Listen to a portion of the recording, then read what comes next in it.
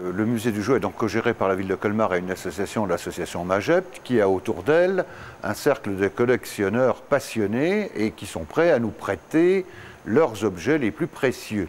Alors pour cette exposition d'été qui dure donc jusqu'au 3 novembre, nous avons choisi deux thématiques complémentaires, les trains JEP d'avant-guerre et les véhicules en tôle d'avant-guerre. Alors les trains JEP, évidemment la société JEP est née en 1902 dans la région de Montreuil près de Paris et qui a produit des trains absolument magnifiques qui sont absolument emblématiques aujourd'hui. Et d'autres grandes marques ont proposé, avant-guerre aussi, des voitures, des véhicules de transport, des camions de pompiers, etc., des tracteurs, qui sont en tôle sérigraphiée tous bien évidemment, et donc des grandes marques telles que Renault, Dinky Toys, Märklin, Schuco, etc. Pendant la guerre 14-18, la société JEP a été obligée de fabriquer des casques. Effectivement, toute l'industrie pendant les guerres, quelle qu'elle soit d'ailleurs, a été mobilisée pour fabriquer tout simplement des armements et des choses comme ça. Donc la société JEP, pendant la guerre 14-18, fabrique des casques à pointe, fabrique des casques, etc.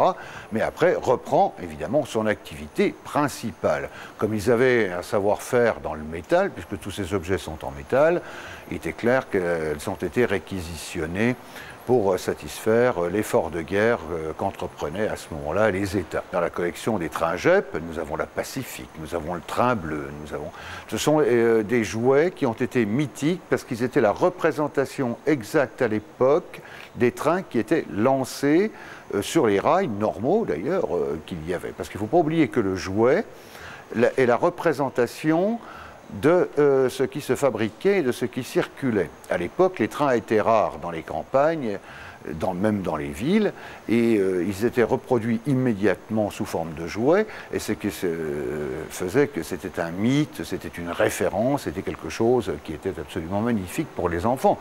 Qui n'a jamais rêvé, avant la guerre 14-18, de circuler en train? Ils étaient rares, c'était inaccessible.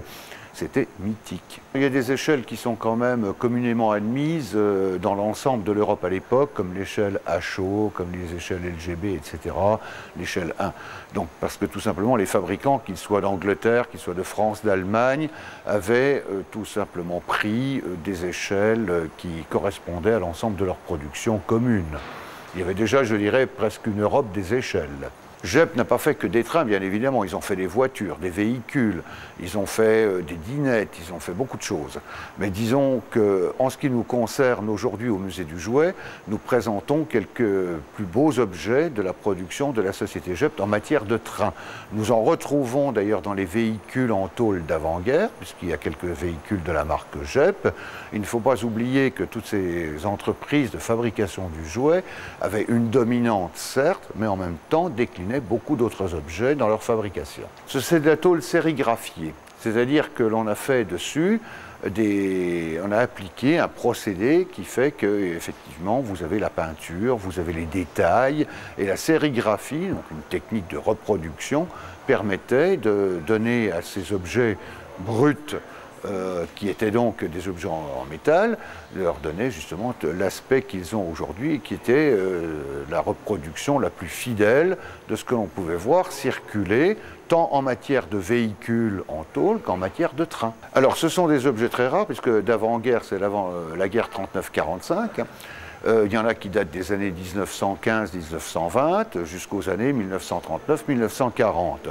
Ce sont des objets aujourd'hui très rares. Effectivement, ce sont des jouets avec lesquels certains ont joué, qui effectivement ont disparu. Mais alors ceux que nous présentons aujourd'hui sont soit dans leur coffret d'origine, comme certains trains JEP, ou alors des véhicules en tôle qui sont tout à fait à l'identique et qui sont tout à fait des objets qui ont été conservés dans les meilleures conditions possibles. Donc ce sont effectivement des objets très rares. En ce qui concerne les trains, aussi bien que les véhicules en tôle d'avant-guerre, vous avez trois procédés pour les faire se mouvoir. Soit l'électricité, il ne faut pas oublier que l'électricité existait déjà avant la Première Guerre mondiale. Ensuite, vous avez la friction, puis ensuite peut-être la vapeur aussi pour certains. Le plastique a suivi aussi bien pour JEP qui fabriquait donc des trains et d'autres jouets comme nous l'avons évoqué, ainsi que les véhicules dits en tôle d'avant-guerre. Le plastique est venu évidemment s'installer.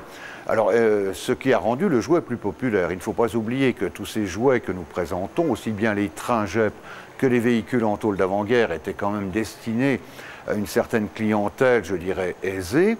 Le plastique a démocratisé, bien évidemment, l'accessibilité aux jouets, puisque les coûts étaient nettement moindres et cela pouvait être produit en très très grande quantité.